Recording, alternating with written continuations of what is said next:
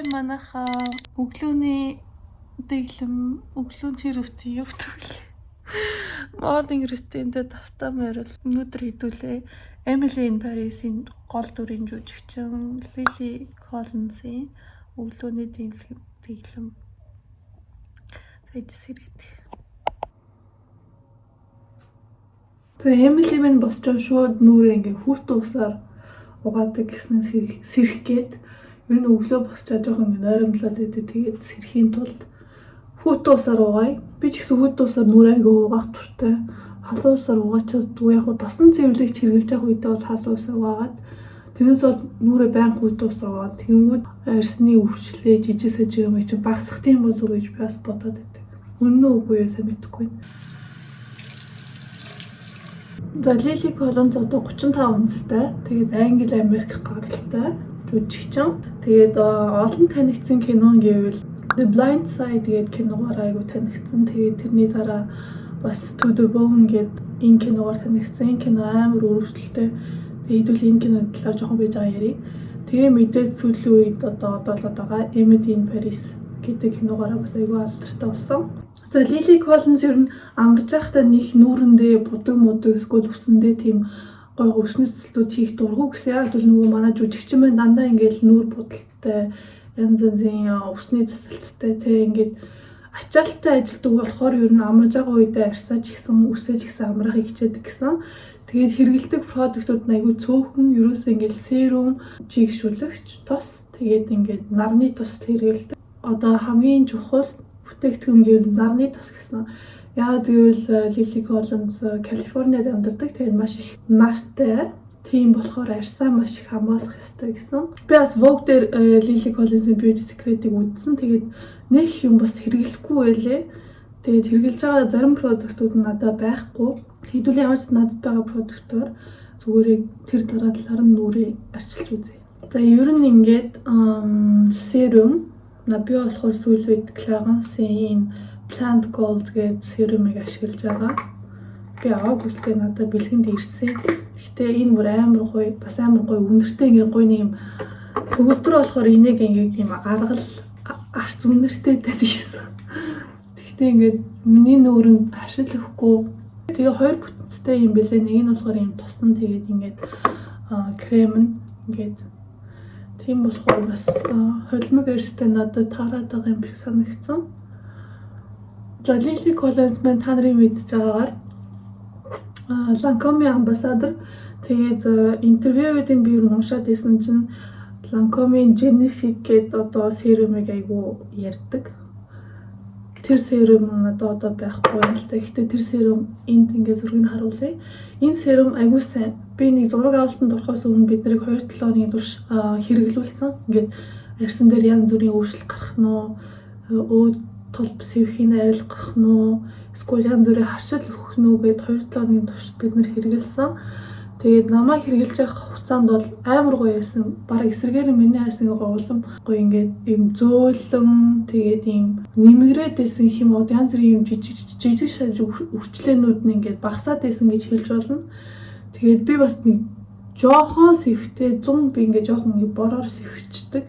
Тэр сэхмэхийг бас дараад байгаа санагдсан. Тэгээд Lily Collins тэр серумд амар их дуртай гэсэн. Тэгээд бараг 10 хэдэн жил хэрэглэж байгаа. Тэгээд Lancome-тай бас 10 хэдэн жил одоо хамтарч ажиллаж байгаа. Тэгээд тэдний бүтээгдэхүүнүүд бол нүрээ 100% даатгадаг гэсэн.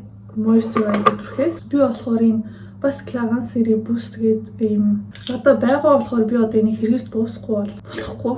Шиний юм авч ирснаас ингээд тэгээд хамгийн сонирхолтой нь ингээд би уншсан чинь Lily Collins дасгал хийхээс өмнө ингээд нүрээ арчлаад нүрээ будчихд юм бэлээ. Тэгээд би болохоор айгүй эсэргээрээ дасгал хийчихэд ингээд нүрээ арчилдаг. Тэгээд одоо хэдүүлээ нүрээ ингээд арчсныхаа дараа дасгал хийн. Манай хүн эсвэл гарч дасгал хийдэг болохоор тэгдэв юм болов. За нарны тосны хувьд би энийг хэрэглэж байгаа. Гэхдээ эний жел нь бүтцтэйг 100 хэрэглээд тэгээд би яах энийг буруу авсан байсан. Тэгээд одоо ийм крем бүтцтэйг хэрэглэхээс өөр арга байхгүй, дуусгахаас өөр арга байхгүй. Lily Collins болохоор бүр ингээд хамгийн сайн нарны тосыг юм зүрхдэг. Энэ SPF 50-тай гээд бүх юм protection өндөртэй нарны тос зүрхдэг. Тэгээд нэг онцлсан нарны тос гэвэл яна Kiehl's гээд брендийн нарны тос гэсэн. Тэгээд энэ нарны тосыг ер нь өдөр хамаагүй ингээд давхар түрхдэг гэсэн. Тэгээд орьсон айгу нарнаас хамгаалт юм байлээ. Тэр нь бол айгу дайггүй. Гэтэ тийм мөөс их толботой байлаа гэж муухай гэсэн үг биш. Яг зарим хүмүүст ингээ гоё сэвшиг гарч ирэхгүй ингээд нүрийн тойрж ирээд гарч ирдэг юм билээ ингээд бор. Тийм болохоор тэрнээс хамгаалдаг гэж магадгүй. За тэгчээд ингээд нанаасаа түрхчээд жоохон юм light foundation түрхдэг гэсэн одоо маш нэмгэнээр юм хүнд цузаан юм foundation крем дургу яавал ингээд нөхцөлд үүсэх гэдэг. Тэгээд хүнд мейкап өдөрч авч явал ингээд арсчаа ингээд амьсгалдгүй гэсэн.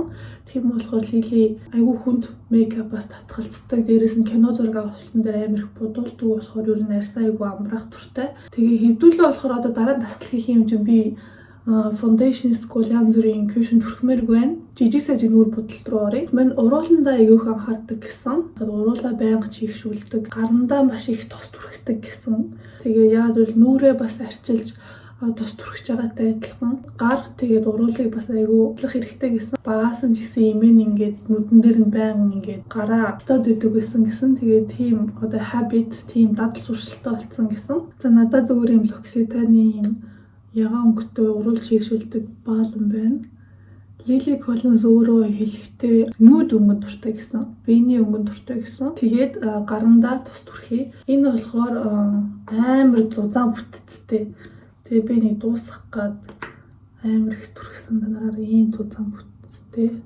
Тэгтээ бол гарыг амар сайн чийгшүүлдэг юм байлээ. Lily болохоор ийм rose цэцэгний үнэрт айгуу дуртай гэсэн. Тэгээд ер нь бүх гарны тос нь ер нь цэцэгний үнэртэй байдаг гэж бичсэн байсан. Ийм essential oil гэдэг чинь одоо ийм гой үнэртэй тоснууд одоо хүмүүс нөгөө тайшруулдаг lavender тосноос гэ байдаг ш. Тиймэрхүү тос ер нь айгуу түрхэх дуртай.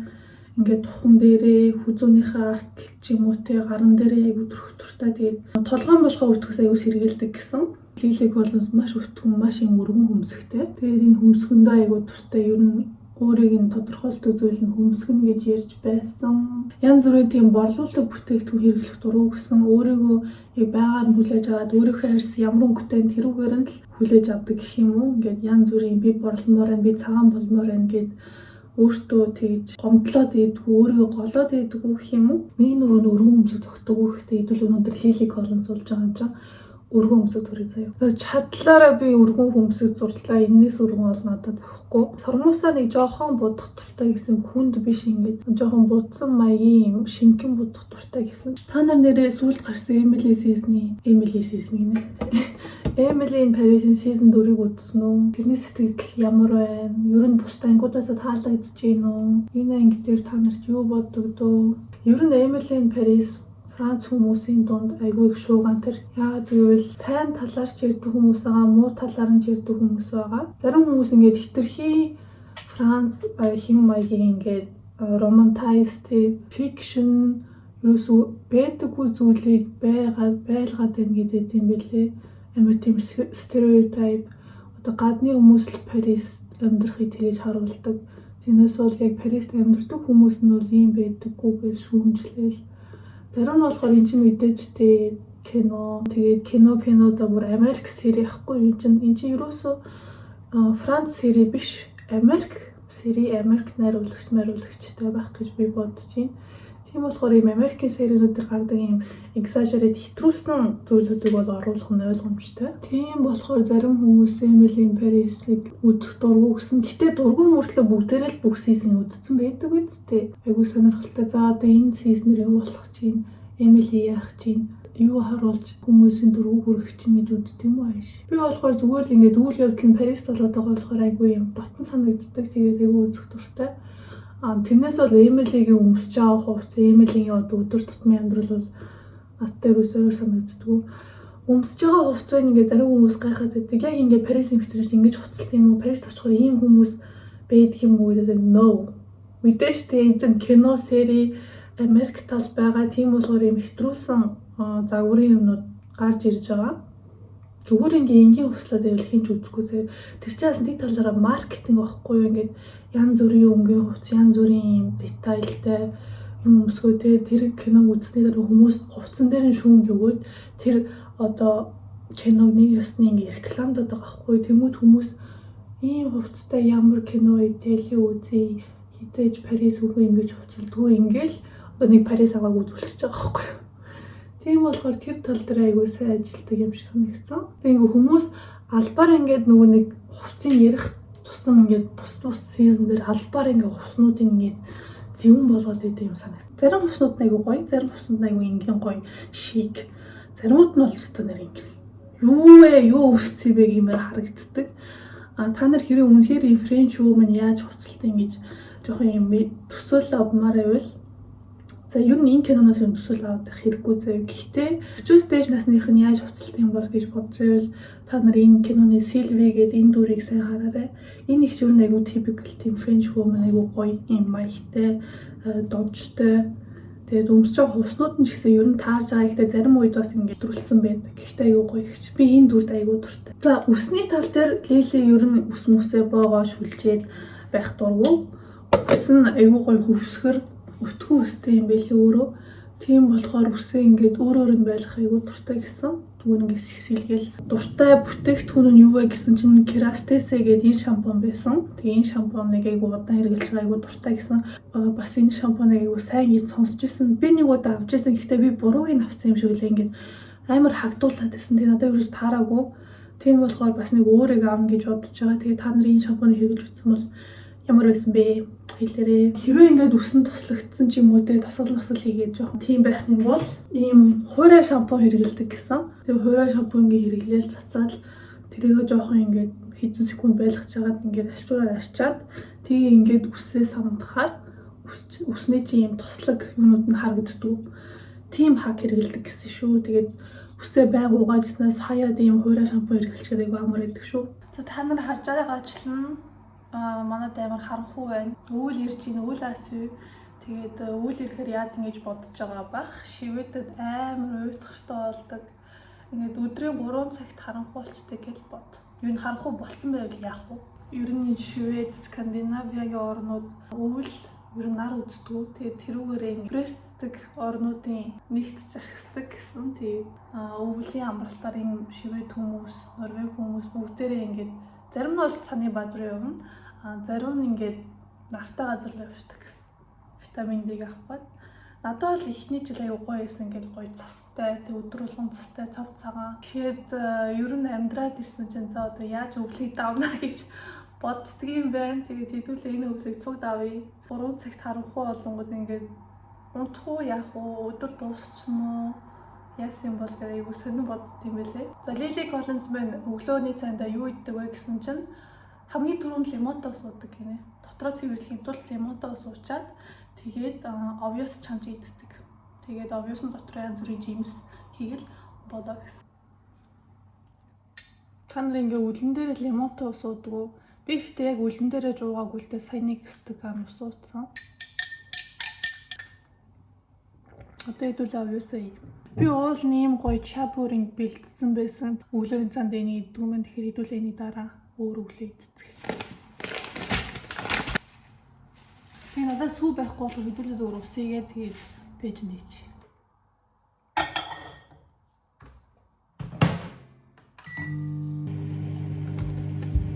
Би угаацсан байгаа болохоор та нараа ямар заваарсан угаагаагүй жимс хийжлээ гэж битээлээрээ.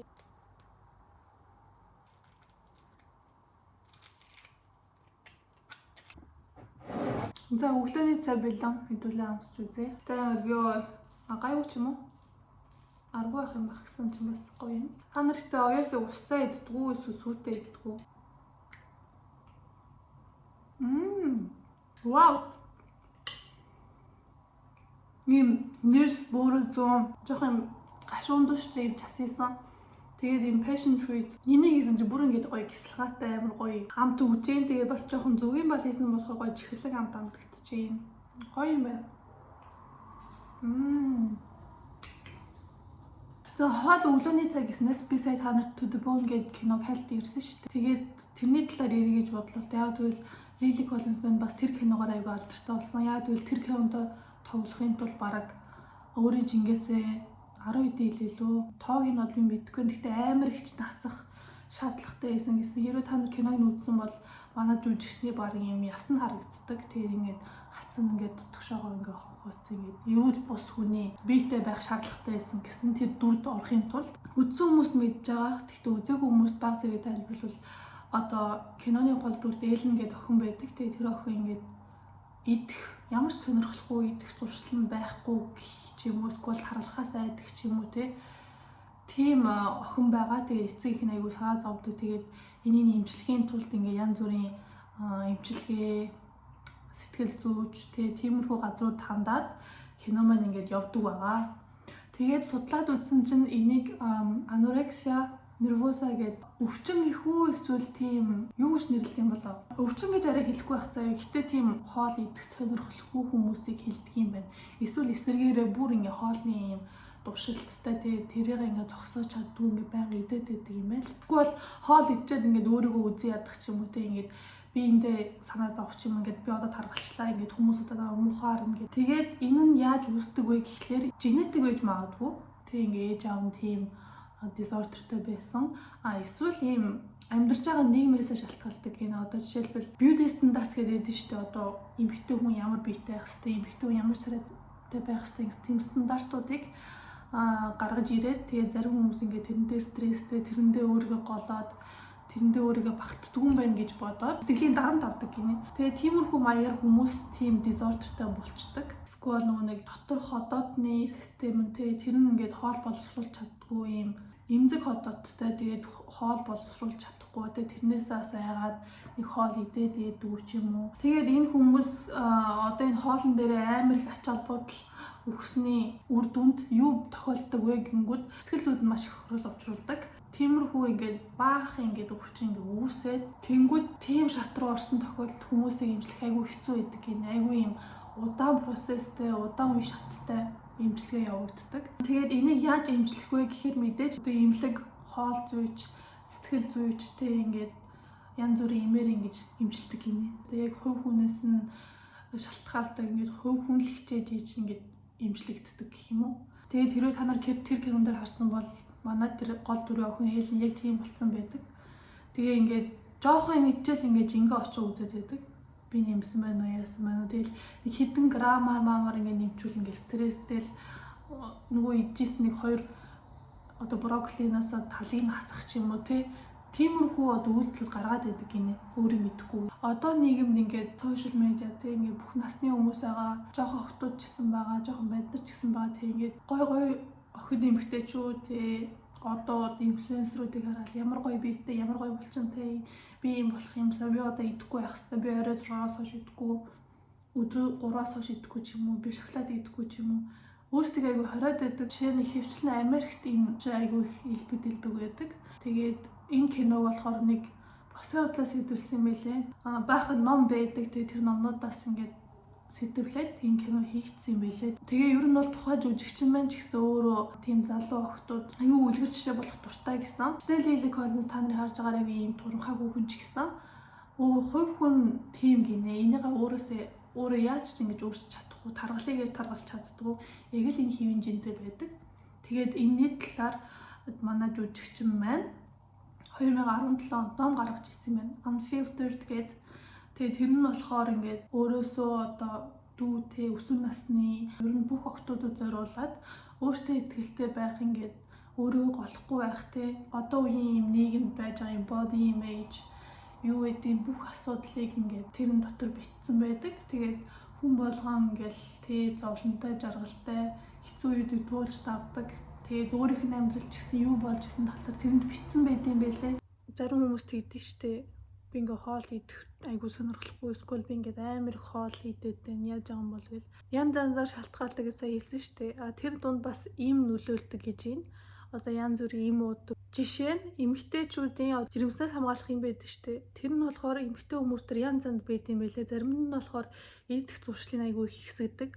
Зарим дээр болохоор мэддэхгүй. Зарим дээр болохоор бүр эсэргээрээ ямар ч идэх зуршилгүй болчдөг. Тийм болохоор бас иймэрхүү им уудаг бол тэрийг бас анзаараарай.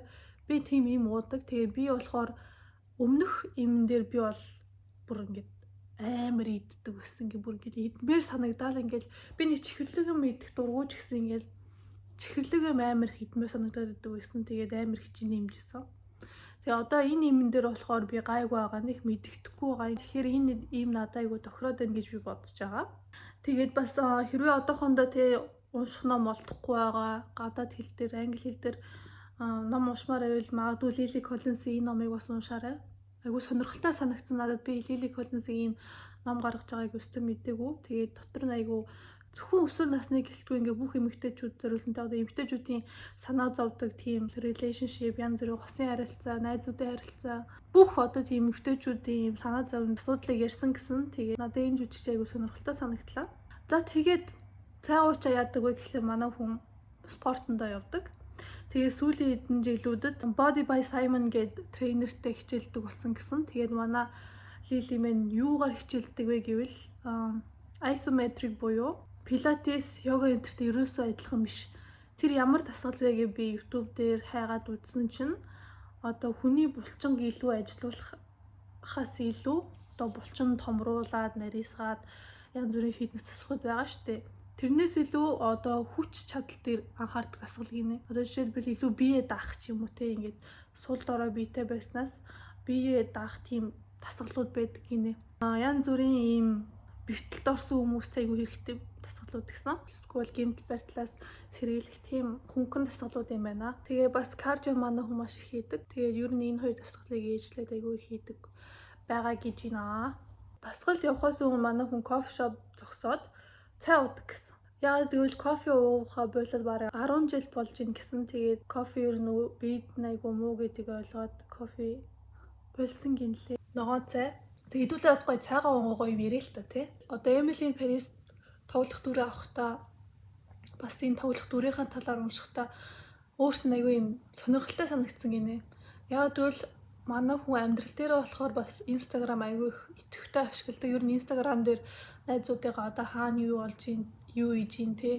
Дэлхийд тойронд юу болж ийн гэх бүх мэдээлэлээ Instagram дээр ер нь авдаг гэсэн. Тэгээд өөртөө жоох айгүй юм төстэй хүн байсан гэсэн. Яг тэгвэл одоо энэ Эмили гэдэг энэ дүр нь айгүй тийм оптимистик юм амар ажиллах эрч хүчээр дүүрэн тийм гоё дүр байсан болохоор өөртөө айгүй таарсан, өөртөө айгүй таалагдсан тоглоход айгүй амар байсан гэсэн.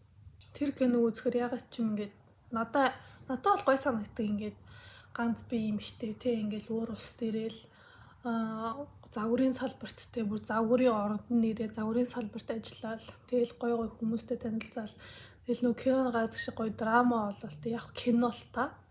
Гэхдээ тэгж драматай амьддаг хүмүүс байдаг байх гэж би боддог. Гэхдээ ингээ бас нэг тал нь ингээд эргэн тойрон бүгдээ хостой болоо гэр бүлтэй болоод ч юм уу те тэнгүүд Эмили мэн бас ингээл тэрэндээ сэтгэл гутраал. Гэтэ би бол тиймэрхүү зүйлийг бол нэг сэтгэл гутраад байх асуудал биш гэж боддог ш. Би өөрөө ганц биш болохоор тэгэж бодд юм болоо ингээд ганц би байсан гэсэн гоё гэж болно шүү дээ. Гэтээс бас ганцаард тийм болов яа тийм бол би бол ганцаараа байж үдсэн ганцаараа тэгээд надаа хаяа ганцаараа амар гоё.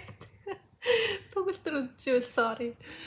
Тэгээ битээр хаяа жигсэйгээр би биэндээ ингээд өөрсдийн гэсэн зай өгөө тоглолтор тоглоомоо тоглоод би ингээд гоё өөрөө гоё кино үзээсгүй гоё өөрийнхөө туртай би хийх юм уу те ингээд өөр өрөөнд тийм байхаараас аягүй гоё байдаг.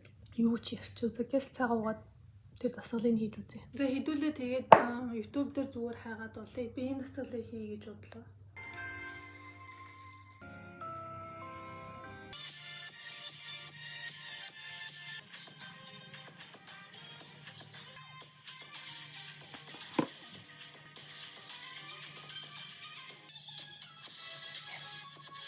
Миний ойлгох ёстоор ингээд тал дундаа янз бүрийн хөдөлгөөн хийхгүй яг нэг позо барьчаад тэрэндээ ингээд 50 секунд байгаад ах юм байна. Тэнгүүд амар хэцүү байт юм ингээ айгу мэдээж хүч шаардагдчихээн.